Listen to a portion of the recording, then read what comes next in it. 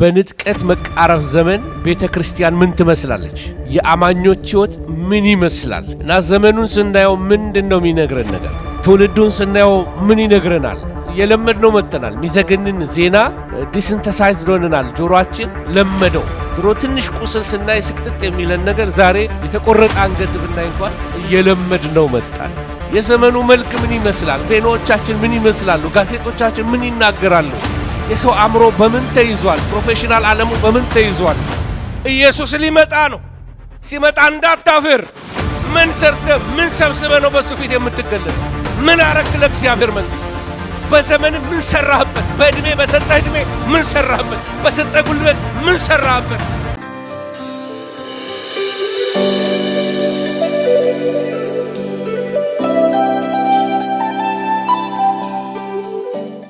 እና ዛሬ የምንመለከተው ስለ ራፕቸር ነው።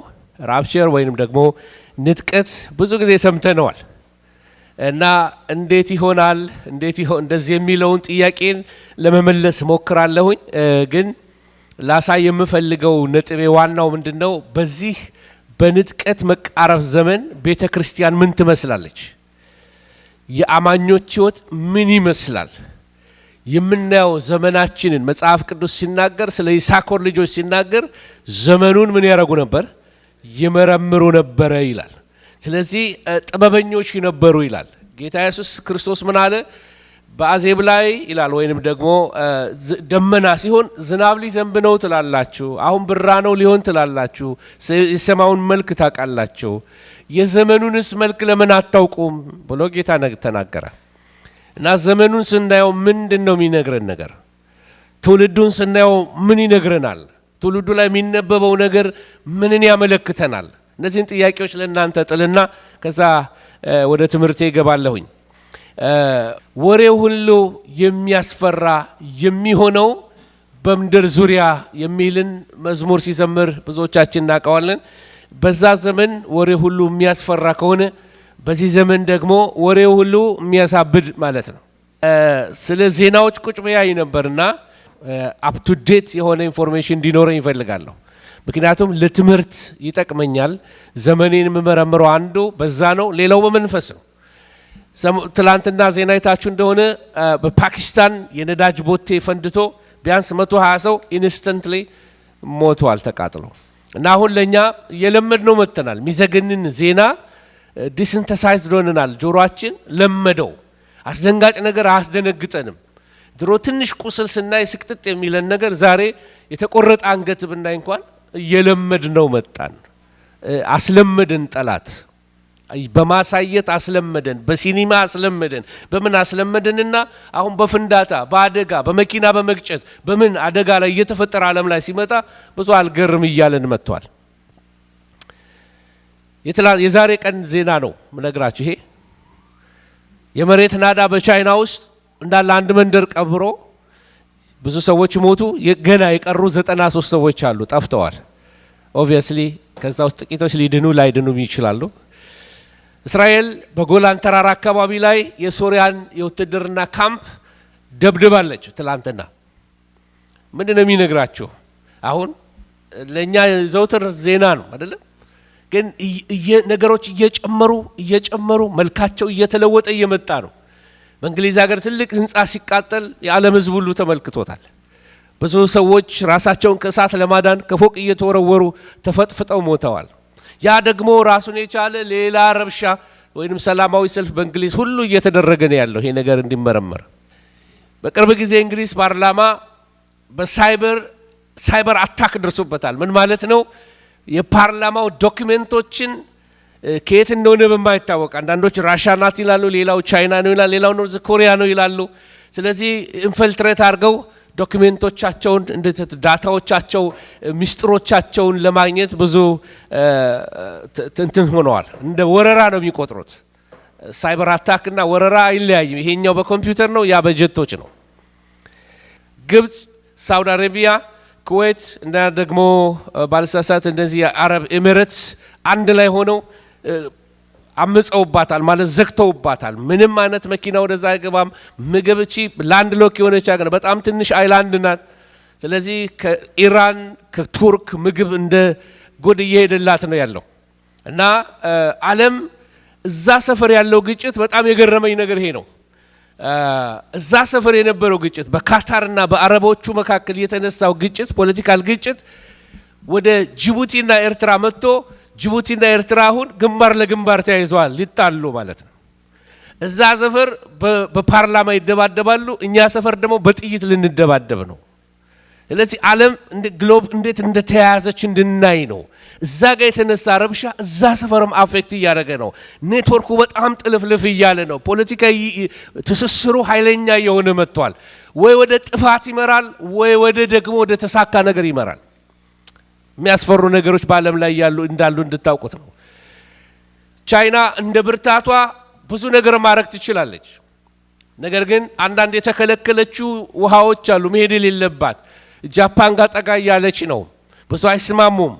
ስለዚህ ጃፓን በዚህ ኮምፕሌን እያደረገች ነው። ጃፓንን ዲፌንድ የምታደርግ አሜሪካ ናት። ስለዚህ ጃፓንን የነካ ነው ትላለች አሜሪካ ደግሞ። ስለዚህ ነገሮች እሳት ቢጫሩ ዓለም ሁሉ ልክ ኬሮሲን ወይንም ደግሞ ጋዝ እንደተለኮሰበት ነገር በአንድ ጊዜ ከሚድል ኢስት አፍሪካ፣ ከአፍሪካ አውሮፓ እንደ እሳት ሊያዝ እንደሚችል እንድናውቅ ነው። በጣም ቮለታይል ወይንም አደገኛ ሁኔታዎች በዓለም ላይ ያሉ ነው። ከዚህ ጋር በማያያዝ ብዙ ሰዎች ጋዜጠኛ እየሞተ ነው። ድሮ ይሄ ኖርማል አይደለም። ጋዜጠኞች በሞሱል ወይንም በኢራቅ ውስጥ እየተገደሉ ነው ያሉት፣ ሪፖርት እያደረጉ ላይቭ እየተገደሉ ነው ያሉት። ሌላው ደግሞ ሞራል ኮራፕሽን በዓለም ላይ በጣም በሚያስፈራ ሁኔታ ሄዷል። መንግስታት የሰዶማውያንን መብት ለማስከበር ብዙ ደረጃ ላይ ደርሰዋል። ስለዚህ ብዙ የሚያስፈሩ ነገሮች እየመጡ ነው ያሉት። ምንድነው የሁሉ መዘበዝባችሁ? ምንድነው የምትናገረው ፓስተር ልትሉኝ ትችላላችሁ። የዘመኑ መልክ ምን ይመስላል? ዜናዎቻችን ምን ይመስላሉ? ጋዜጦቻችን ምን ይናገራሉ?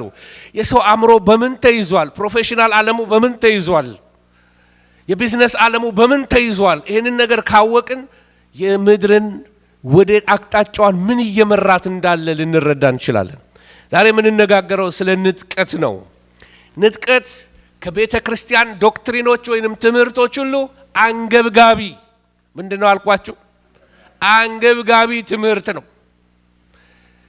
ብዙ አስተማሪዎች ተነስተዋል። እነ ጆን ኤካርት የሚባሉ በአሜሪካን ሀገር በኢትዮጵያ ላይ ብዙ ስራ የሰሩ መንፈሳዊ ሰዎች ናቸው። ከሰማይ ኢየሱስ ክርስቶስ በፈረስ ይመጣል እያሉ ያላግጣሉ፣ ይስቃሉ። ከፑልፒት ላይ ሰባኪዎች ናቸው። ይሄ ፕሪቸሪስት ቪው ይባላል። በኋላ አመጣላችኋለሁ፣ ልዩነታቸውን ላሳያችሁ ሞክራለሁ። ለዚህ ሰባኪዎች እንኳን የታለ የመምጣቱ ተስፋ እያሉ መዘበት ጀምረዋል።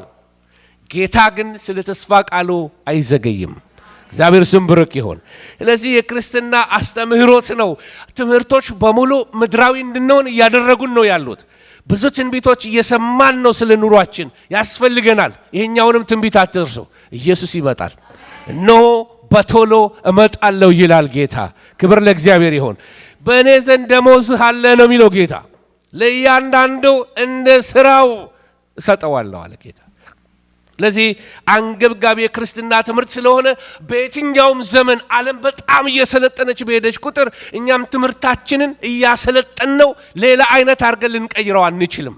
ወንጌል ለዘላለም ወንጌል ነው፣ ምንም አይቀነስበትም። ክብር ለእግዚአብሔር ይሁን። ስለዚህ አሁንም አንገብጋቢ ነው ለዚህ ቤተ ክርስቲያን፣ አሁንም አንገብጋቢ ነው ለዚህ ትውልድ።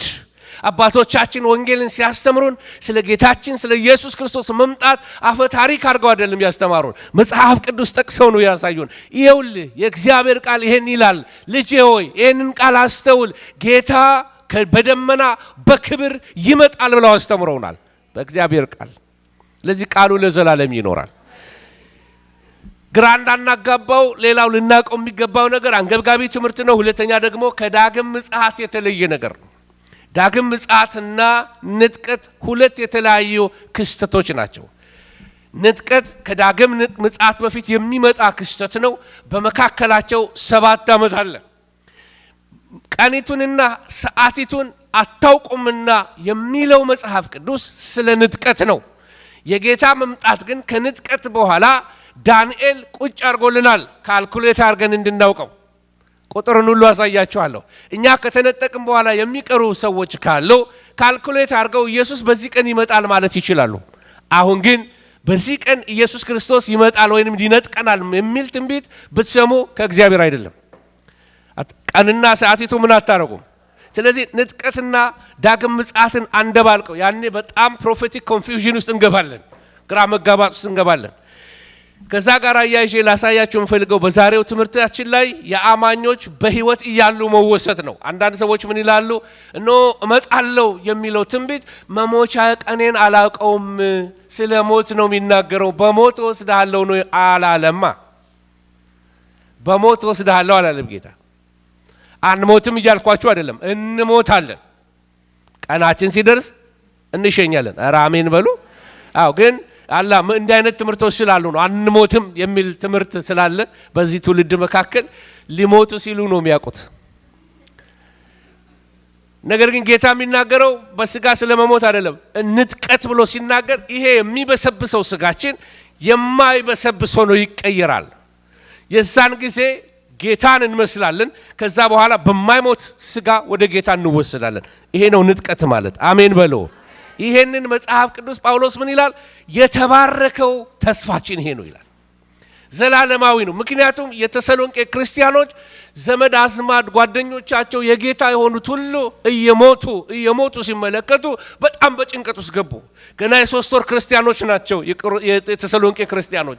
ስለዚህ እነዚህን የ3 ወር ክርስቲያኖች ጳውሎስ የጻፈላቸው ስለ ንጥቀት ነው የጻፈላቸው።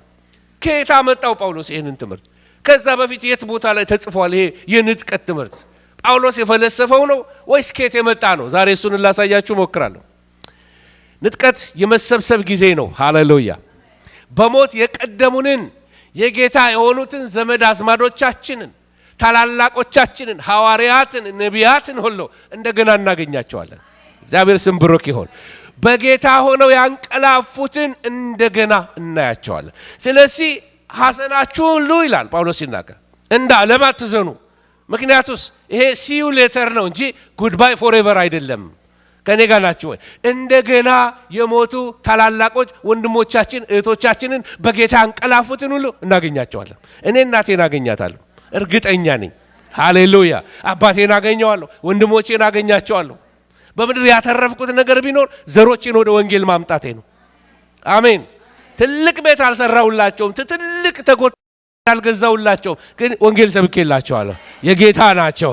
ኢተርናል የሆነ ህይወት አላቸው። ከበጉ ጋራ ለዘላለም ይኖራሉ። ከሲኦል ተርፈዋል። ክብር ለመድኃኔዓለም ይሁን። ወገኖቼ ሆይ የመሰብሰብ ጊዜ ነው። ሪዩኒየን ነው። ሪዩኒየን እንዴት ደስ ይላል ስንገናኝ። ሃሌሉያ እንዴት ደስ ይላል። አንዳንድ ጊዜ የድሮ ሰዎች ስናገኝ የሆነ ነገር ውስጣችን ይመጣል። ገጥሟችሁ እንደሆነ የድሮ ጓደኞቼን ሳገኝ ስቄ ማላቀውን የልጅነት ሳቄ ሁሉ ይመጣልብኛል። የድሮ ደስታ ይመጣልኛል። የድሮ ወሬ ሳወራ አቤት እንዴት ደስ ይላል። እንደዛው አንድ ቀን በጌታችን በኢየሱስ ክርስቶስ ፊት ሁላችንም እንሰበሰባለን። እስቲ አሜን በሉ። ኧረ አሜን። ይሄ ነው የተባረከ ተስፋችን፣ ተባረከ ተስፋችን። ስለዚህ ለዘላለም ጎረቤቶች ነን። ቀድማችሁኝ ከሄዳችሁ እዛ እንገናኛለን። ቀድሚያችሁ ከሄድኩ እዛ እንገናኛለን። እስቲ አሜን በሉ። ምክንያቱም አገር አለን በሰማይ፣ የተባረከ ተስፋ አለን፣ የዘላለም ህይወት አለን፣ ንጉሥ አለን፣ መንግስት አለን፣ አገር አለን፣ ወርቅ የሆነ አስፋልት ያላት አገር አለን። ክብር ለመድኃኔዓለም ወገኖቼ ሆይ። ስለዚህ የቅዱሳን ደግሞ የትንሣኤ ቀን ነው። ጌታ ኢየሱስ ክርስቶስ መለከቱ ድምፅ ሲሰማ ሙታን የማይበሰብሱ ሆነው ይነሳሉ ይላል። ለዚህ የሙታን ትንሣኤ ይሆናል። ከዚህ የተነሳ ከሞት ማምለጥ አለ። ሞት ሆይ ድል መንሳትህ ወዴት አለ ይባላል የዛን ጊዜ። አሜን። ንጥቀት ቅጽበታዊ ነው የሚሆነው፣ አስበነው የሚሆን አይደለም። ድንገት አሁን እዚህ ያለ ነው ጌታ ሲጠራ ወይንም ደግሞ ንጥቀት በሚሆንበት ሰዓት ላይ ቅጽበታዊ ነው።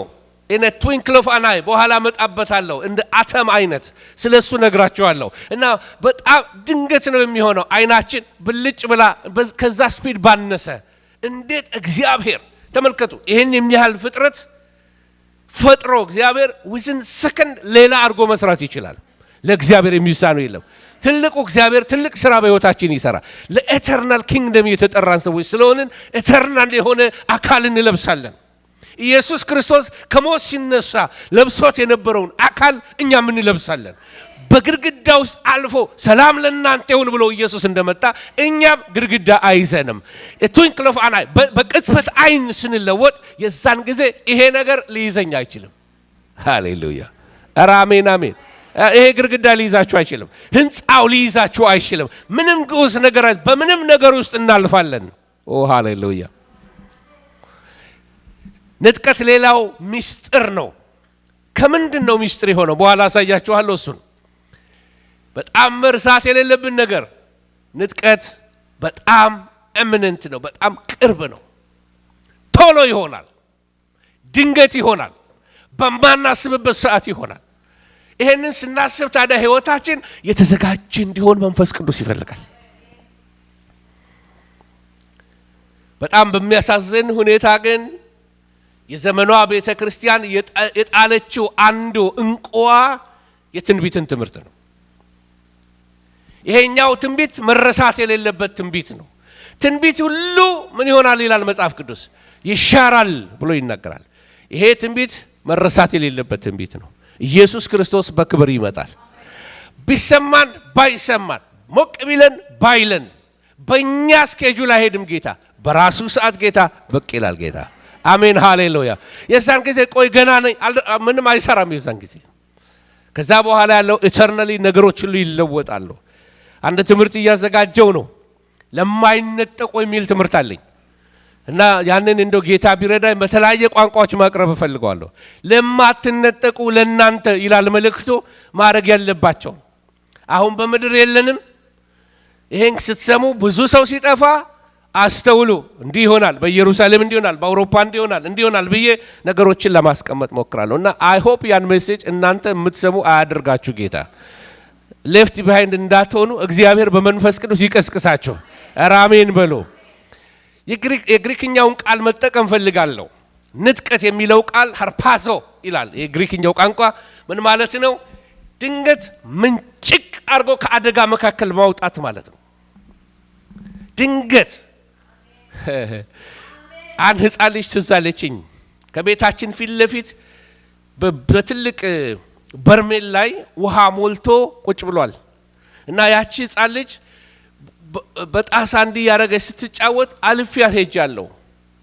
በጣም የሚገርመኝ ግን መንገድ ላይ ከሄድኩ በኋላ በማላቀው ሁኔታ ወደ ቤቴ ተመለስኩ እና ልክ ስመለስ ያቺ ህፃን ልጅ በጭንቅላቷ ውሃ ውስጥ ገብታለች። እግሯ ይንፈራገጣል እና በርሜሉ ከሷ ቁመት በላይ ነው። ምንም ያደረኩት ነገር ቢኖር ምንድነው? ዘልዬ በረንዳቸው ላይ ወጥቼ አንጠልጥዬ ወደ ታች ዘግዝቄ ልጅቷን ስትጮህ ገና ከቤት ውስጥ ቡና የሚጠጡ ሴቶች ሁሉ እየተጫጫሁ ወጡ። እስካሁን ድረስ ያ ታሪክ እዛ ሰፈር ይወራል። መንጭቆ ማዳን ሃርፓዞ ድንገት ከሚመጣው ቀሳፊ ነገር፣ በምድር ላይ ከሚመጣው ቁጣ፣ ከሚመጣው እርግማን ሊከፈቱ ላሉት በነዛ ማህተሞች፣ ጽዋዎች፣ መለከቶች ሰባት ሆኖ የሚመጡ በጣም አስደንጋጭ ይሄንን አጋንንታው ያጋንንትን ሰራዊት ለመምታት እግዚአብሔር ከሰማይ የሚልከው እነዛ መቅሰፍቶች ሁሉ ጻድቁን እንዳያገኙት፣ ሃሌሉያ፣ ጻድቃንን ቤተክርስቲያንን እንዳያገኙት ሃርፓዞ ያረጋታል ጌታ፣ ይነጥቃታል ጌታ። አሜን አሜን አሜን አሜን። ስለዚህ የተባረከ ጌታ ስሙ የተባረከ ይሁን። የተባረከ ተስፋ አለን።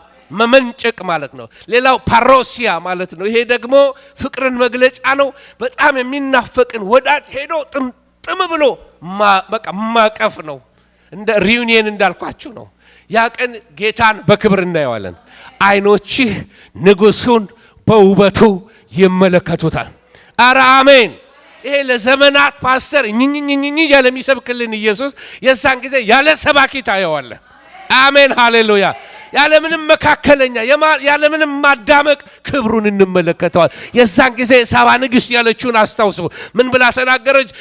በአገሬ ያለው የነገሩኝን እኩሌታውን እንኳን አልነገሩኝም። ባየችው ነገር ልብ አልቀረላትም፣ ነፍስ አልቀረላትም። የሰለሞን ክብር፣ የሰለሞን ቤተ መቅደስ፣ የሰለሞን ቤት፣ የሰለሞን ባሪያዎች፣ የቤቱ ዩኒፎርም፣ አለባበሳቸው፣ አቋቋማቸው፣ ምግብ አሳላፊዎች አይታ ነፍስ አልቀረላትም። ያን አይታ ነው እኩሌታውን እንኳን ስለ ክብር አልነገሩኝም አለችው። ኢየሱስን ስናየው እንደሱ ነው። ምንድነው ምንም እኮ አልተሰበከልንም ስላንተ እንለዋለን። አናውቅም እኮ ኢየሱስ እንለዋለን። እንደዚህ አይነት ውብ ነህ እንደ እንለዋለን። ኢየሱስ ይህን ፍቅር ጌታ ይመልስብን። የእሱ ፍቅር ከምድራዊ ነገር ከቁሳቁስ ፍቅር ይብለጥብን። ወደ እሱ ፍቅር፣ ወደ መስቀሉ ፍቅር፣ ወደ ኢየሱስ ፍቅር ጌታ በመንፈሱ ይመልሰን። ዛሬ ፓሮሲያ በእሱ ላይ ጥምጥም ጌታን አግኝተ ነው ጥምጥም የናፈኩ ጌታ አንተ ነህ። ያዳንከኝ ጌታ አንተ ነህ። ጠላቴን የመታህልኝ አንተ ነህ። ስሜን በሕይወት መዝገብ የጻፍክልኝ አንተ ነህ። ክብር ለአንተ ይሁን። መጠምጠም በኢየሱስ ላይ ፓሮሲያ ይሆናል። ቤተ ክርስቲያን ሙሽራዋን ታገኘዋለች። ሙሽሪትና ሙሽራው ይገናኛሉ። ሐሴት ይሆናል፣ ዜማ ይሆናል፣ እልልታ ይሆናል። ሃሌሉያ! ማራናታ ማራናታ። እስቲ እጆቻችሁን አንስታችሁ ማራናታ በሉ። ማራናታ አሜን። ጌታ ኢየሱስ ሆይ ቶሎና። ማራናታ አሜን። ጌታ ኢየሱስ ሆይ ቶሎና። ሃሌሉያ! ሌላው ንጥቀት የተጠቀሰበት አንዱ ቃል ኤፒናጎግ ማለት ነው፣ መሰብሰብ ነው። ጻድቃን ሁሉ ከምድር ጫፍ እስከ ጫፍ፣ ሙታን ሕያዋን በሙሉ ይሰበሰባሉ በዙፋኑ ፊት። ሃሌሉያ! ተሰብስበን ልንቆም በጌታ ፊት አሜን። ቀኑ ደርሷል ሊነፋ መለከት፣ ሕዝብ ይጠራል ካለበት በፍጥነት። ተሰብስበን ልንቆም በጌታ ፊት ሃሌሉያ! የድሮ ዝማሬዎቻችን ሁሉ ኢየሱስን መምጣቱን የሚያነቁን ነበሩ። ከሞላልኝ ከጎደለልኝ ሕይወት እንድንወጣ ጌታ ይርዳን። ሌላው ቃል ፋኔሮስ ነው። ፋኔሮስ መገለጥ ማለት ነው። ጌታ ሲገለጥ ማለት ነው። ሁለቱን የንጥቀትንና የምጽአትን ልዩነት ላሳያችሁ እፈልጋለሁ። ስለ ንጥቀት ሲናገር መጽሐፍ ቅዱስ ኢየሱስ ክርስቶስ በአየር በደመና ይመጣል ይለናል። ስለ ምጽአት ሲናገር ኢየሱስ ክርስቶስ ወደ ደብረ ዘይት ወደ ተራራ ላይ ፊዚካሊ በዛ እንደሚቆም ወደዛ ይመጣል ይለናል። ፊዚካሊ በደብረ ዘይት ተራራ ላይ እግሮቹ ይቆማሉ። አሜን አሜን። የደብረ ዘይት ተራራ ሁለት ቦታ ይከፈላል። ከዛ በኋላ ቀጥታ በጎልደን ጌት በሚባለው ቀጥታ ያበር ይከፈትለታል። ከዛ ኢየሱስ ክርስቶስ ፊት ለፊት ባለው በዛ በቤተ መቅደስ ውስጥ ይገባል። እስካሁን ድረስ ያ ቤተ መቅደስ ያ በር ዝግ ነው። ጎልደን ጌት እስካሁን ዝግ ነው። ሃሌሉያ! ስለ ንጥቀት ሲናገር ኢየሱስ ለቤተ ክርስቲያን ይመጣል ነው የሚለን። ነገር ግን ኢየሱስ ክርስቶስ ከቤተ ክርስቲያን ጋር ይመጣል። አሜን። ተነጥቀን እዛው አንቀርም። ከ7 ዓመት የበጉ ሰርግ ካረግን በኋላ ሽልማት ከተሰጠን በኋላ ስራችን በሱ ፊት ከተመዘነ በኋላ ቤተ ክርስቲያን ከሙሽራው ጋር ሙሽራዋን አጅባ አብራ በክብር ትመለሳለች። ኦ ሃሌሉያ! እንዴት ያለ ትልቅ ቀን ይሆናል! እንዴት ያለ የተባረከ ቀን ይሆናል! አቤት ሃሌሉያ! ምድር ሁሉ በሱ ይደነቅበታል። ሃሌሉያ! የለም ያሉት አለ ይሉታል። ሞቷል የለም he was a good teacher ያሉት no, he is the king of kings, he is the lord of lords, he is the alpha and the omega, he is the beginning and the end. ሃሌሉያ! ክብሩን ያውታል። እንደ በግ መጥቶ አላቅጠውበት ሰቅለውታል። አሁን ግን የሚመጣው እንደ በግ አይደለም፣ እንደ ይሁዳ አንበሳ ነው። በክብር ይመጣል፣ በኃይል ይመጣል፣ በብረት በትር መንግስታትን ሊገዛቸው ይመጣል። ነገስታት ሁሉ በፊቱ መጥተው ይሰግዱለታል። ክብር ለእግዚአብሔር ይሁን። ንጥቀት በብሉይ ኪዳን ውስጥ ስትመለከቱ ያልታወቀ ምስጢር። በብሉይ ኪዳን ያሉ ነቢያት ስለ ንጥቀት ምንም ነገር አላዩ። ስለ ጌታ መምጣት ግን ተናግረዋል። ሄኖክ ምን ብሎ ተናገረ? ጌታ ከአላፋት መላእክት ጋር ሆኖ ይመጣል ብሎ ተናገረ። ሄኖክ ገና በዘፍጥረት ውስጥ ማለት ነው። ሌሎችም ሁሉ ኢየሱስ ይመጣል ወይንም ይመጣል፣ ጌታ ይመጣል፣ እግዚአብሔር ይመጣል እያሉ ተናግረዋል። አስተውሉ። አሁን ስለ ንጥቀት ግን አልተናገሩ።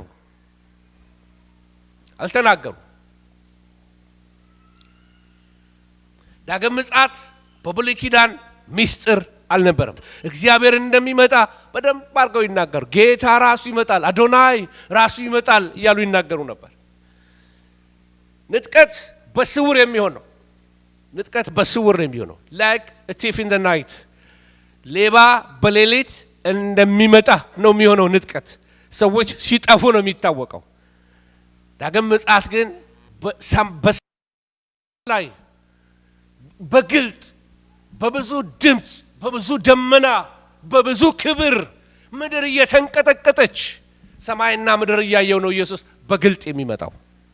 ስለዚህ ሁለቱ የተለያዩ እንደሆኑ እንድታዩልኝ ነው። ትንሽ ጨምሬ አንዳንድ ምሳሌዎች ልጻቸው። ንጥቀት ከጌታ ቀን ጋር ይያዛል። የጌታ ቀን የጌታ ቀን የጌታ ቀን እያለ ይናገራል። አንደኛ ቆሮንቶስ ላይ ታያላችሁ። ዳግም ምጽአት ግን የሚያያዘው ከራሱ ከጌታ ከኢየሱስ ክርስቶስ ቀን ጋር ነው። የእግዚአብሔር ቀን፣ የቁጣው ቀን፣ የፍርድ ቀን እያለ ነው የሚናገረው። ስለዚህ በብሉይ ኪዳን ላይ ሄዳችሁ ስትመለከቱ በተሰሎንቄም ላይ ጨረፍ አድርጎ ይናገረዋል። ሌላው ንጥቀት የበረከት ጊዜ ነው። ዳግም ምጽአት ግን የፍርድ ጊዜ ነው። ንጥቀት የበረከት ጊዜ ነው። አሜን አሜን። ስለዚህ ዳግም ምጽአት የፍርድ ጊዜ ነው። እዛ ጊዜ ላይ ቤተ ክርስቲያን ከዓለም ጋር አብሮ ይፈረድባታል የሚሉ አሉ። አሳያቸዋለሁ ምን አይነት ትምህርት እንደሆነ እሱን። ሌላው ደግሞ በድንገት በቅጽበት ዓይንንም የሆነው ንጥቀት፣ ነገር ግን ይሄኛው ደግሞ በምድር ዙሪያ ያለ የዓለም ሕዝብ ሁሉ በግልጥ እየተመለከተው ነው። ስውር አይደለም ብያቸዋለሁ።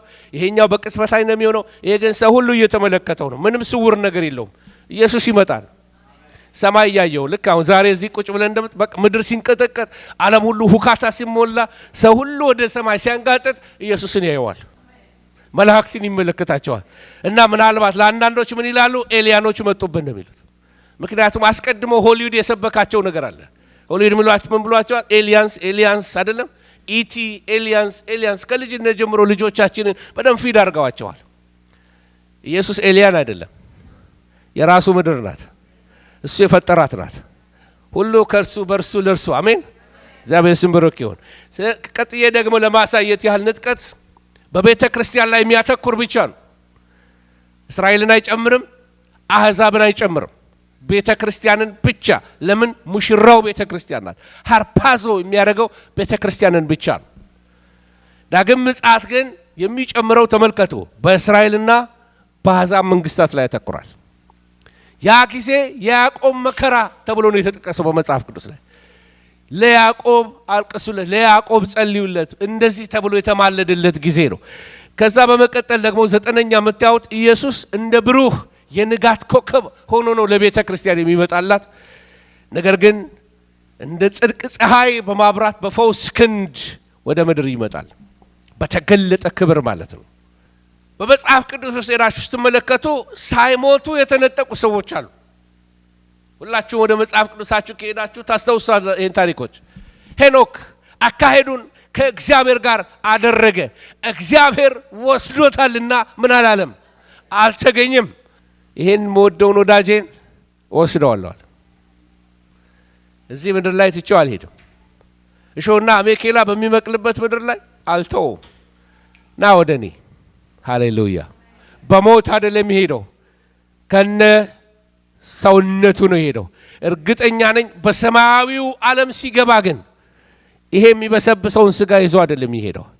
ክብር ለእግዚአብሔር ይሁን። ምክንያቱም የሚበሰብሰው የማይበሰብሰውን ሊለብስ ይገባዋል።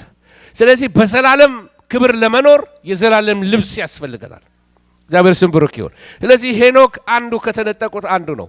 ኤልያስ መጎናጸፊያውን ትቶ በእሳት ሰረገሎች የተነጠቀ ሰው ነው። ታሪኩን ታውቁታላችሁ። ስለዚህ ከነ ሰውነቱ በመንገድ ላይ ተለውጦ በሰማይ ክብር ዛሬ በእግዚአብሔር ፊት የሚኖር ነው ኤልያስ። መጽሐፍ ቅዱሳችን ይህን ይነግረናል። ጌታችን ኢየሱስ ክርስቶስ ከሞት ከተነሳ በኋላ ሌላ ስጋ ነው የለበሰው። አትንኪኝ ያለው ስጋ ወደ አባቴና ወደ አባታችሁ ገና አልወጣሁምና አይደለም ያላት። ታሪኩን ታስታውሳላችሁ። ፊልጶስ፣ ይሄ ፊልጶስ ግን ተነጠቀ ነው እንጂ ሚለን ተሰወረ በሚለው እንውሰደው የሱን። ምክንያቱም መንፈስ ቅዱስ ወይንም እግዚአብሔር ነጠቀውና በሰማሪያ ሪቫይቫል ላይ እያለ ወደሚቀጥለው ኮንፈረንስ ጌታ ምን አደረገው? አስቸኳይ አጀንዳ አለኝ ያለው እግዚአብሔር። ጳውሎስ አንድ ጊዜ እስከ 3ኛ ሰማይ ድረስ ተነጥቋል። ግን ተነጠቅኩ የሚለው በስጋ ይሁን በመንፈስ አላውቅም ይላል። ተነጥቄ ግን ሰው ሊሰማው የማይገባውን ነገር ሰምቼ መጣሁኝ ይላል። እግዚአብሔር ስም ብሩክ ይሁን። ስለዚህ ልምምዶች አሉ። ዮሐንስ ምዕራፍ 4 ላይ ልክ ሲደርስ አሁን አለው የምድር አብያተ ክርስቲያናትን 7ቱን ተመልክታቸዋል። ብዙ የፈራረሰ ነገር አላቸው። ብዙ የሚያሳፍር ነገር አላቸው። ብዙ መሰራት ያለባቸው ነገር አለ። ጌታ እንደዚህ አለው፣ አሁን አለው ወደዚህ ና አለው። ምዕራፍ 4 ላይ ሲደርስ ዮሐንስ ወደ ላይ ሲወጣ በሰማይ ዙፋን ነበረ። እስቲ አሜን በሉ። በዛ ዙፋን ፊት 24 ሽማግሌዎች በግንባራቸው ሰግደው ለዚህ ለጌታ ለኢየሱስ ክርስቶስ ይሰግዱለታል። የምድር ቤተክርስቲያን ግን የሎዶቅያ ቤተክርስቲያን ምን አላት? እነሆ በደጅ ቆሜ አንኳኳለሁ፣ ማንም ድምፄን ቢሰማ ሊከፍትልኝ ቢወድ በዛ ገባለሁ፣ አብሬ ራት እበላለሁ ብሎ ይናገራል። የቤተክርስቲያን የምድር ቤተክርስቲያን በር ዘግታበታለች። ነገር ግን ሰማይ የሚሰግድለት ጌታ ነው። እኔና እናንተ ተሰብስበን ጌታን አናመልክም ብንል ወይ ምን ሊጎልበት ጌታ? ቸርች ስለመጣንለት ውለታ እንዳረግንለት እንዳይመስላችሁ። ምትድነው ለራስ ስትል ነው። እስቲ አሜን በለሱ። ቤተክርስቲያን የምንመጣው ይኸውላችሁ ሰው ለማስደሰት ፓስተር ለማስደሰት ከሆነ በጣም ተታለናል። ምንም ወንጌል አልገባንም ማለት ነው። ጌታ አዳራሽ ባዶ ቢሆንበት አይደነግጥም። ወይ ሰው የለም የሚያመልከኝ የለም ብሎ አይደነግጥም ጌታ። ሰማየ ሰማያት ያመልከዋል። አላፋት መላእክት ያመልኩታል። ኪሩቤሎች ያመልኩታል። መላእክት ያመልኩታል። እልፍ ጊዜ እልፍ መላእክቶች በግንባራቸው የወደቁ ይሰግዱለታል። ለዘላለም የተባረከ ጌታ ነው ይላሉ። ለወደደን ከኃጢአታችንን በደሙ ላጠበን ለአምላክና ለአባቱ ካህናት እንድንሆን አደረገ። ለእሱ ምን ይሁን እስቲ? ክብርና ኃይል ይሁን በሉ። በሰማይ ሰማያት ዜማ ሞልቷል። ዙፋኑ ዙሪያ ሁሉ ዜማ ነው፣ እልልታ ነው። የመላእክት ክንፎች ሲንቀጠቀጥ ተሰማላችሁ። ሃሌሉያ! ይርገበገባል። እንደ ብዙ ውሆች የሆነ ክንፍ አላቸው። ድምፅ አለው። ማይልስ ሄዶ የሚሰማ ድምፅ አለ። የእግዚአብሔር ዙፋን በዜማ የተከበበ ነው። በዘምሩለት አቤት ትባረካላችሁ። ሰማይ ክፈትላችሁ ጌታ። አይኖቻችሁን ያብራላችሁ። በአምልኮ ውስጥ ያለውን እሳት ጌታ ያሳያችሁ። ወገኖቼ ሆይ ምዕራፍ 4 ስንደርስ ላይ ዮሐንስ ራእይ ላይ ንጥቀት ነው የምትመለከቱት። የምድር መርመስመስ አብቅቶ ወደዚህ ና ይለዋል። ጥሪ ይመጣል። ና ወደዚህ የሚል ድምፅ ከሰማይ አንድ ቀን ይመጣል። ያ ድምፅ ሲሰማ ይሄ በመንፈስ ቅዱስ የታተመ ዳግመኛ የተወለደ በደሙ የታጠበ ሰራዊት በሙሉ ሙሽራይቷ ዓለምንም ነውር ዓለምንም የፊት መጨማደድ ሆና ንጉሷን ልትገናኝ ትሄዳለች። ክብር ለእግዚአብሔር ይሁን። መጽሐፈ አስቴር ላይ ዳሽክ ስትመለከቱ ንግሥት ለመሆን ለአርጤክስስ በዘይት በምን የታሹ ቆነጃጅቶች ናቸው። ጃንደረቦች ይሰጧቸዋል። እነዚህን ሙሽሮች ለንጉሱ ጋር የሚገቡትን ቆነጃጅቶች ያሳምሯቸዋል። ጸጉራቸውን፣ ቆዳቸውን፣ ምናቸውን አሰማምረው ነው ለንጉሱ የሚያቀርቡለት። ጃንደረቦች ናቸው። ቤተ ክርስቲያን የኢየሱስ ናት፣ የፓስተር አይደለችም። ቤተ ክርስቲያን የሐዋርያት አይደለችም። ኧረ አሜን! የኢየሱስ ናት። ስለዚህ አገልጋዮች በሙሉ ጃንደረቦች ሊሆኑ ይገባቸዋል። ሙሽራይቷን እንዳይነኳት። መንፈሳዊ ቋንቋ ነው ማወራው። በመከራው ዘመን ላይ መካከል ላይ ነው ንጥቀት የሚሉት ሰዎች እነዚህን ሁለት ምስክሮች እየተመለከቱ ነው። ሁለቱ ምስክሮች አውሬው ወይንም ጸረ ክርስቶስ የሚገላቸው ናቸው። ለ42 ወራት በተአምራት በድንቅ ወንጌልን የሚሰብኩ ናቸው። ምናልባት እነዚህ ሁለት ምስክሮች የመጽሐፍ ቅዱስ ስኮላርስ ወይንም ምሁራን እንደሚናገሩት 144,000 የአይሁድ ሐዋርያት የሚያስነሱ ትሬን የሚያደርጉ አውራ ነቢያቶች ይሆናሉ። ስለዚህ እነዚህ ሁለቱን በአደባባይ ይገሏቸዋል። በሶስተኛው ቀን በትንሣኤ ይነሳሉ። አንዳንድ ሰዎች ይህንን ይመለከቱና ህዝብ እያያቸው፣ ዓለም ሁሉ እያያቸው፣ ሲኤንኤን እያያቸው፣ አልጀዚራ እያያቸው ማለት ነው። ዓለም ሁሉ እያያቸው ምን ይሆናሉ? ወደ ላይ ከፍ ከፍ ብለው ከሞት ይነሳሉ። ይህንን ወስደው ነው በመከራው ዘመን መሃል ላይ ነው የምንነጠቀው ብለው የሚያስተምሩ ሰዎች። ቅጽበታዊ ነው ብያችኋለሁ። ስፕሊት ሰከንድ፣ የሰከንድ ስባሪ ወይንም የሰከንድ ስንጣቂ ማለት ነው። ሰከንድ አንድ ናት አይደለም? ስንጣቂዋ 0.5 ቢሆን ከዛችሁም ላይ ማለት ነው። በጣም ትንሽ ማለት ነው። ይሄ ስፕሊት ሰከንድ የሚለው አቶሞ ወይንም አተም የሚለው እንግሊዘኛው ቃል የተገኘው ከግሪክኛው ላይ ነው። ስባሪ የሰከንድ ስባሪ ወይንም የሰከንድ ፍንካች ማለት ነው። ሌላ ቤተ ክርስቲያን ምስጢራዊ ነበር። ይሄ ንጥቀት ምስጢራዊ ነው። የቤተ ክርስቲያን ትምህርት ብቻ ነው። ብሉይ ኪዳን ላይ አይገኝም። ይህ ትምህርት ነቢያት አልተናገሩለትም። አዲስ ኪዳን ላይ ጳውሎስ መጣና ምን አለ? ትነጠቃላችሁ ብሎ አስተማረ። እና ምን እንዴት ሊሆን ይችላል? እንዴት ነቢያት ሳቱት? እነዛ ኃያላን ነቢያት ራእይ ተመልካቾች እንዴት አላዩትም? ይሄንን ተመልከቱ። ምስጢራዊ የሆነበትን ነገር ላሳያችሁ ፈልጋለሁ። የጳውሎስ ተልእኮ ባይሰልፍ ሄዳችሁ ስትመለከቱ በፊልጵስ ኤፌሶ ምዕራፍ 3 ላይ ምስጢር ነበር። የቤተ ክርስቲያን ነገር ራሱ ቤተ ክርስቲያን ምስጢር ነች። ቤተ ክርስቲያንን እንኳን ነቢያቶች አላዩዋትም። ምስጢር ናት። ይሄ ከፍጥረት በፊት የነበረው ምስጢር ለአሕዛብ እንገልጥ እግዚአብሔር እኔን ላከኛል። የጳውሎስ ተልእኮ ትውልድ ያላየውን ምስጢር፣ ነቢያት ያላዩትን ምስጢር እግዚአብሔር ገለጠለት። ዋው! ገና አልተገለጠ ብዙ ነገር አለ። አሜን። እግዚአብሔር ሲልካቸው ሰዎች ምስጢር ገልጦ ነው የሚልካቸው። ተመልከቱ። ይህን ስዕል እንድታዩልኝ እፈልጋለሁ። በዚህ ስዕል ላይ የምትመለከቱት ምንድን ነው?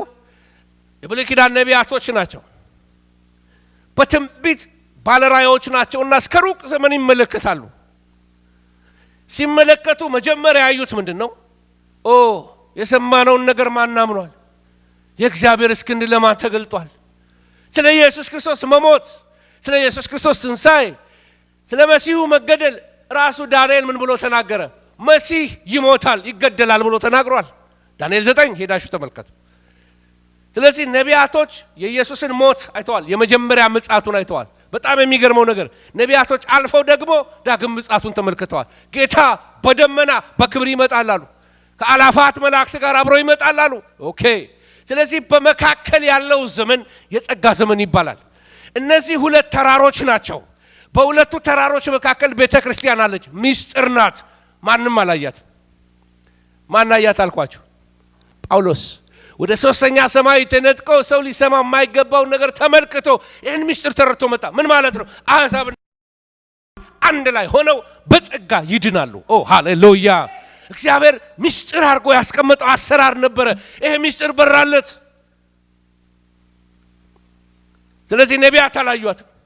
ታላላቆችም ደቂቅም ሊቅም ነቢያቶች አላዩትም። አዲስ ኪዳን ላይ ግን እንደ ጭንጋፍ የሆንኩ ነኝ ይላል ጳውሎስ። ለእኔ ተገለጠልኝ ኢየሱስ አለ። ተገልጦ ምን አለው?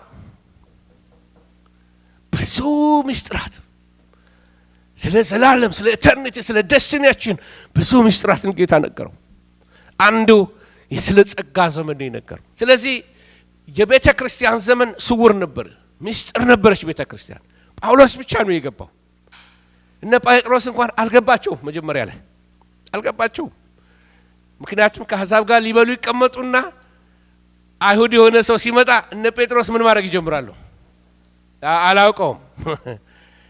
ከአሕዛብ ጋር አብረው አይተባበሩ፣ እርኩስ በሉ እንዳይባሉ፣ ከአሕዛብ ጋር ዋሉ እንዳይባሉ። ጴጥሮስ በመንፈስ ቅዱስ ተመርቶ በኢዮጴ ሲጸልይ ያለ ከሰማይ መረብ ይታየዋል። ብዙ እንስሶች ይመለከታል። አርደብላ ይለዋል ጌታ። እርቦታል እሱ። ኧረ የረከሰ ነው ይላል። ይሴ የአይሁድ ማይንድ ይሄ ነበረ። አሕዛብ ይረከሱ ናቸው። አንድ አይሁድ ጠዋት ተነስቶ እግዚአብሔርን የሚያመሰግንበት ምክንያቶች አሉት። አንደኛ እግዚአብሔር ሆይ አይሁድ ስለሆንኩ አመሰግንሃለሁ። ሁለተኛ እግዚአብሔር ሆይ ሴት ስላልሆንኩ አመሰግንሃለሁ። ሶስተኛ አሕዛብ ስላልሆንኩ አመሰግንሃለሁ። እንደው ምን ይላሉ? አሕዛብ የሲኦል እንጨት ማንደጃዎች ናቸው ይላሉ። ውሾች ብለው ይጠሯቸዋል። ለዚህ ነው ጳውሎስ ከውሾች ተጠበቁ የሚላቸው። ከአሕዛብ አይደለም፣ ከአይሁድ የሐሰት መምህራን ነው የሚናገረው። ከጁዳይዘርስ ከነሱ ተጠንቀቁ። ምክንያቱም እነሱ አሕዛብን ውሾች ብለው ይጠሯቸዋል። በመካከል በቤተ መቅደስ እንኳን የመለያ ግድግዳ አላቸው። የጥል ግድግዳ አለ። በመካከል መስመር አለ። ከዚህ ያለፈ ይሙት የሚል የተጻፈበት ነው። ለዚህ አሕዛብ የሆነ ሰው መጥቶ በቤተ መቅደስ ስብሰባ መካፈል ይችላል። ግን የአሕዛብ ወንበር አለ እዛ ሰፈር። አብሮ ተቀላቅሎ ማምለክ አይችልም። ኢየሱስ ክርስቶስ ሲመጣ ግን የጥልን ግድግዳ ምን አደረገው ይላል። እስቲ አፈረሰው በሉ። አሜን፣ አፈረሰው። ጌታ ኢየሱስ ክርስቶስ የመጣው ይሄንን ነው። ዲያብሎስን ስራ ሊያፈርስ፣ የጥልን ግድግዳ ሊያፈርስ ኢየሱስ ክርስቶስ መጣ። ይሄ ምስጢር አልገባውም ጴጥሮስ።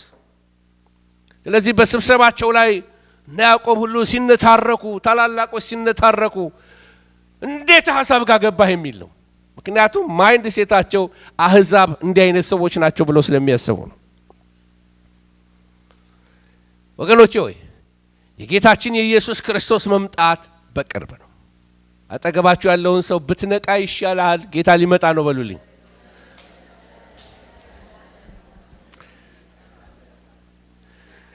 እኔና እናንተ መጠበቅ ያለብን ጸረ ክርስቶስ መገለጡን አይደለም። ብዙ ሰዎች ጸረ ክርስቶስ በዛ ተገለጠ። ጸረ ክርስቶስ ያልተባለ ሰው የለም። ኦባማ ጸረ ክርስቶስ ተብሏል። ክሊንተን ጸረ ክርስቶስ ተብሏል። አህመዲነጃድ ጸረ ክርስቶስ ተብሏል። ያልተባለ ሰው የለም። የወጣ መሪ ሁሉ ጸረ ክርስቶስ እያሉ የሰበኩ ሰዎች አሉ። እግዚአብሔር ምሕረት ያርግላቸው። እኔና እናንተ ልንጠብቅ የሚገባው የጸረ ክርስቶስን መገለጥ አይደለም። እኔ የምጠብቀው የመሲሁን መገለጥ ነው። አሜን። ምክንያቱም መሲሁ ሲመጣ ከሱ ጋር እንሄዳለን። ጸረ ክርስቶስ ሲመጣ በኬኦሱ ሰዓት ነው የሚመጣው። አሁን እንዳይገለጥ የከለከለው ነገር አለ። ሃሌሉያ! ኢየሱስ ጌታ ነው። የጌታ መምጣት ቅርብነትን ስናውቅ መልእክታችን ከሞት የሚቀሰቅስ ይሆናል። ሰዎች በዓለማዊነት ተሳስረው፣ በስጋዊነት ተሳስረው፣ ከጸሎት ርቀው፣ ከእግዚአብሔር ነገር ርቀው ዓለማዊ ነገር ሲነግስባቸው፣ አረ ምን እየሆንሽ ነው? ምን እየሆንክ ነው? ጌታ ሲመጣ ምን ልትሆን ነው? በሱ ፊት እንዴት ነው የምትቆመው? you will be accountable። ይጠይቃል ጌታ። የሰጠውን መክሊት ምን አርገዋል ይልሃል ጌታ። አንዳንድ ሰዎች የሰነፍ ቋንቋ አላቸው። እኔ ደህንነቴን ይዤ ብቻ ነው የምገባው ይላሉ። የሰነፍ ቋንቋ። ከደህንነት ያለፈ ነገር ይዘን ነው መገለጥ ያለብን። ሰርተን፣ ሮጠን፣ ተዋቅተን፣ ተናጥቀን፣ አድነን ወደ እግዚአብሔር መንግሥት ሃሌሉያ አንድ ቀን በጌታ ፊት ስቆም አንተ በጎ ታማኝ ባሪያ፣ አንቺ በጎ ታማኝ ባሪያ እንዲልሽ እግዚአብሔር ይርዳሽ እንጂ ይሄ የሰነፍ ቋንቋ በቃ ድኛለሁ ጌታ ይመስገን መዳን በጸጋው ነው። ይሄ ያሮጊት ቋንቋ ነው። አልወደውም። በመንፈስ እግዚአብሔር ይገስጸው። እስቲ አሜን በሉ። አተባብረን እንገስጸው። የሰነፍ ቋንቋ የሚያበረታታ መልእክት ነው። ንጥቀት ትምህርት ስኬር ልናደርጋችሁ አይደለም፣ ልናስፈራራችሁ አይደለም። ንቃ የሚል ነው። መቀስቀ አንተ የምትተኛ ተነሳ፣ ከሙታንም ተነሳ። ኢየሱስ ምን ያደርግልሃል? ያበራልሃል። ተነስ የሚል ጥሪ ነው። የመለከት ድምጽ ነው የምትሰማው። ኢየሱስ ሊመጣ ነው። ሲመጣ እንዳታፍር። ምን ሰርተ ምን ሰብስበ ነው በሱ ፊት የምትገለጠው? ምን አረክ ለእግዚአብሔር መንግሥት? በዘመን ምን ሰራህበት? በእድሜ በሰጠህ እድሜ ምን ሰራህበት? በሰጠህ ጉልበት ምን ሰራህበት? እልል አልኩበት፣ ዘመርኩበት። በቃ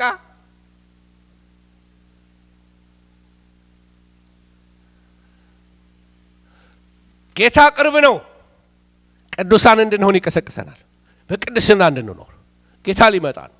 ሃሌሉያ አሜን አሜን። አንዳንዴ ልጆች ሆነን ወላጆቻችን ወደ ቤት የሚመጡበት ሰዓት ሲደርስ ያጠፋነውን ነገር ሁሉ እንዳይታወቅ የሆነ ነገር አደረግን ሰላማዊ መስለን እንደምንም ንጹህ መስለን ልብስ ቀደን ከሆነ በቃ እንዳልተቀደደ አስመስለን የሆነ ነገር አጥፍተን ከሆነ እንዳላጠፋን ሆነን እንደዋላ አይደለም ተዘጋጅተን እንጠብቃቸዋለን። አንድ ጊዜኛ ሰፈር አንድ ላጤ ሰው ነበረ። እስካሁን አስታውሰዋለሁ። ልጅ ነኝ፣ በጣም ልጅ ነኝ። እንጃ ከ5-6 ዓመት ቢሆን ይመስለኛል። በጣም ሎንግ ታይም ነው። እና የሆነ ነገር ቤት ውስጥ የሚሰራው ነገር አለና ከወንድሜ ጋር ተያይዘው ይሄዳሉ። እና ምን አለኝ፣ ሌላ ልጅ አለ ከኔ ጋር፣ እናንተ ሁለታችሁ እዚህ ቤት ቁጭ ብላችሁ ቤት ጠብቁልኛል። ከዛ ሄደ። ውለው ነው የመጡት። ውለው በጣም የሚገርማቸው መቼም ጌታ የባረከኝ ነኝ። መቼም ተባረኩ ሰው እግዚአብሔር ይባርከኝ። ሲመጣ ያ ከኔ ጋር የነበረው ልጅ እነሱ ከወጡ ጀምሮ አብሮ ወጥቷል። እሱ ልክ ከሩቅ ሲያያቸው ሮጦ መጥቶ ከኔ እኩል ስዕሏን ወረቀት ደስታ ወረቀት ይሰጠናል። ሽልማቷ እሷ ናት እና ከኔ እኩል ሊቀበል ነው እና እሱ ሲመጣ ያላየው መስሎታል። ከዛ በረንዳው ላይ በቃ እንደዚህ እየተመላለሰ ምን እያለ ብቻ በደስታ ተቀበለው። ያላጤ በጣም ጎበስ ነውና ብቻ ሄዶ ወፈር ያለውን አንስቶ ለኔ ሰጠኝ። ከዛ አለችው ለሱ ሰጠው። ለያንዳንዱ እንደምኑ እንደ ስራው። ጌታ ሊመጣ ነው። ጌታ ሊመጣ ነው። ኤተርናሊ ተራሰው ሆነ ልትኖር ከፈለግ ድኛለሁ በጸጋ ነው መዳን እያልክ ራስን እየሰበክ መኖር ትችላለህ። ኖ በጌታ ፊት አክሊል ያስፈልገኛል። ድኛለሁ የዳንኩት ግን ለስራ ነው። እስቲ አሜን በል። ነው በስራ አልዳንም። የስ በስራ አትድንም፣ ነገር ግን በስራ ትሸልማለህ። ተራሰው ሆነ ልትኖር ትችላለህ። በኤተርኒቲ በእግዚአብሔር ፊት ማዕረግ ያለው ሰው አክሊል ያለው ሰው ለዘላለም ለዚች ለ70 ለ80 ዓመት ዝም ብለህ ባክነ ዘመን ሲያልቅ ተራሰውን እንዳትሞት። እዚህ ከተማ አንድ ሴት ሞተችና ልናገር ወጣው። ስለሷ ብዙ ነገር ተናገርኩ። ከዛ በሚቀጥለው ሳምንት ልሰብክ ስወጣ ላስት ዊክ ለእህታችን እንደዚህ ስናገር ነበር፣ ግን አንዳንዶቻችሁ ብትሞቱ ምን እንደምናገር እንኳን አላቅም አልኳቸው። ምክንያቱም እውነት ለመናገር አሁንም ያስፈራኛል። አንዳንዶቻችሁ ምን በእግዚአብሔር ፊት ምን ሰራችሁ ብዬ ስትሞቱ እንደምናገር ማለት ቀድማችሁኝ ከሞታችሁ ማለት ነው። አንድ ቀን በጌታ ፊት ኑሯችን ይጠየቃል፣ ይፈተናል። አገልግሎታችን ሁሉ ይፈተናል፣ በእሳት ይፈተናል። ተፈትኖ የወጣለት ይሸለማል። አንዳንዱ በእንጨት ነው፣ አንዳንዱ በሳር ነው፣ አንዳንዱ በገለባ ነው የሰራው፣ አንዳንዱ ደግሞ ዋጋ ከፍሎ በወርቅ ነው የሰራው። ዋጋ ከፍሎ ይኖራል፣ ዋጋ ከፍሎ ያገለግላል። መሻቱን አይከተልም፣ እግዚአብሔርን መሻት ይከተላል። ስለዚህ ጌታ ይመጣል። የቅድስና መልእክት ነው። ለቅድስና ላነቃቃችሁ ነው፣ ለሽልማት ላነቃቃችሁ ነው። still you have time። ዛሬ ጊዜ አለን። እንንቃ በኢየሱስ ስም። ወገኖች ሆይ ለምን እንነጠቃለን? ጥያቄ ለምን ነው የምንነጠቀው? የመጀመሪያው ነገር ጌታ የሚነጥቀን ቅዱሳንን ወደ አብ ለማቅረብ። ሙሽራይቷን የሚወስዳት ከአባቱም ሊያስተዋውቃት ነው። ሃሌሉያ አሜን አሜን። የሙታን ትንሣኤ ተስፋ ስለተሰጠ ያንቀላፉት ቅዱሳንን ከኃጢአተኞች ከኃጥአን ለመለየት ነው። የኃጥአን ትንሣኤ የሚሆነው 1000 ዓመቱ መንግስት ካለቀ በኋላ ነው። የመጀመሪያው ትንሣኤ ላይ የተነሱ ብፁዓኖች ናቸው። ኋለኛው ትንሣኤ ላይ በሙሉ የሚነሱት ለፍርድ ነው። ኃጢአተኛ ሙታኖች ናቸው። በነጩ ዙፋን ፍርድ ፊት ይቆማሉ። እኔና እናንተ ምን ቆመው ግን ቤማ ተብሎ በሚጠራው በክርስቶስ የፍርድ ወንበር ፊት ነው። ስራችን ይፈረድበታል። ስንነጠቅ ይድናል አይድንም አይደለም ጥያቄው። ሽልማት ይገባዋል አይገባውም? እስቲ አሜን በሉ። አሜን አሜን።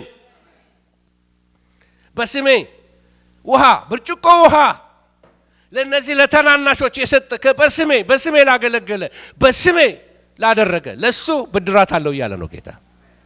ሃሌሉያ።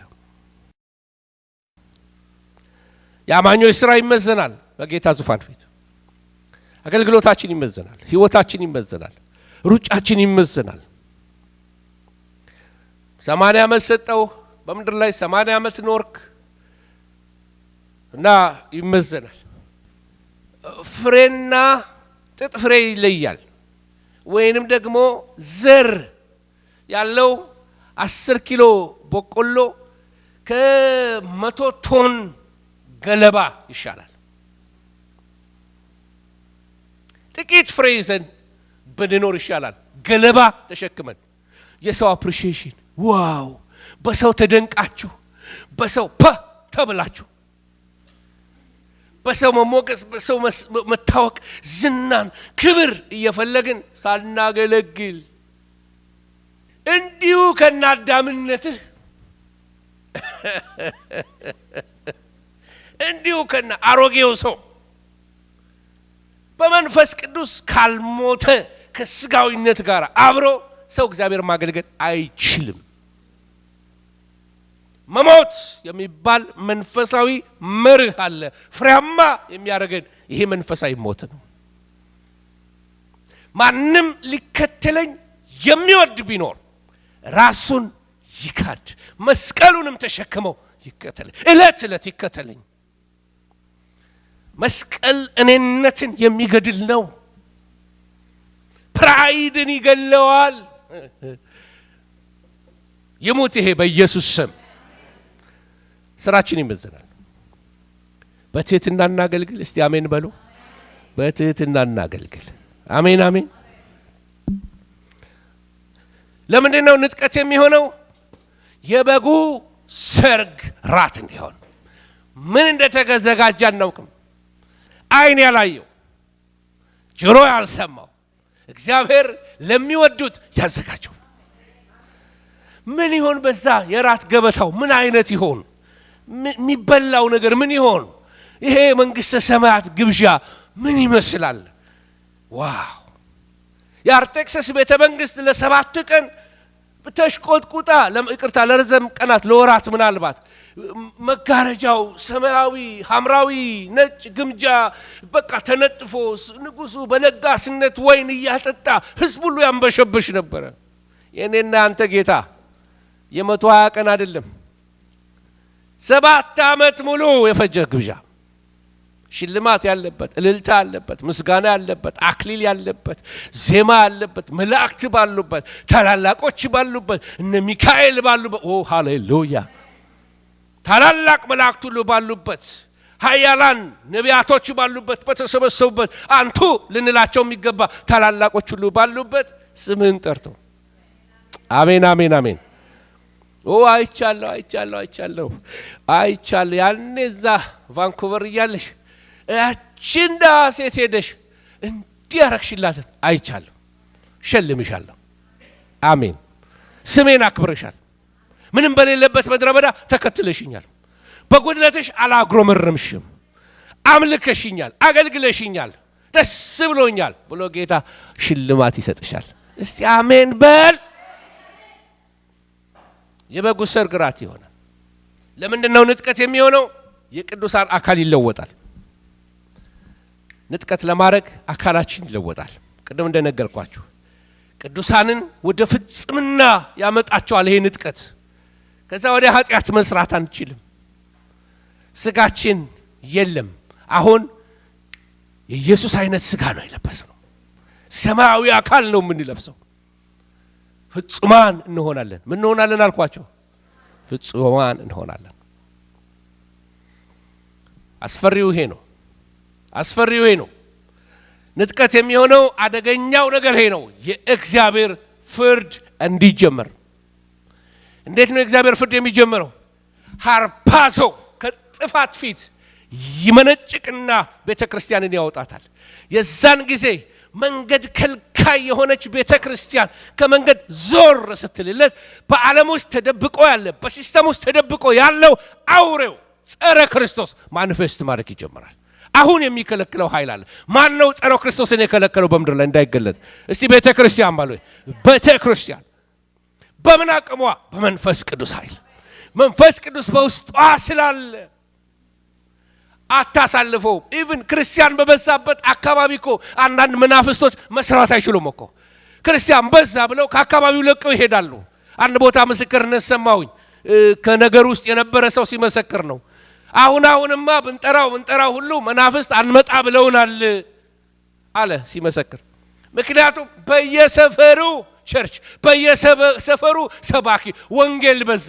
ስለዚህ የሰው አይን ተከፈተ። የጂኒ ነገር መገለጥ ጀመረ። ድሮ አያቶቻችንን ያታለለ ጂኒ እኛን አሁን ያታልለን። አሜን በል። አሜን።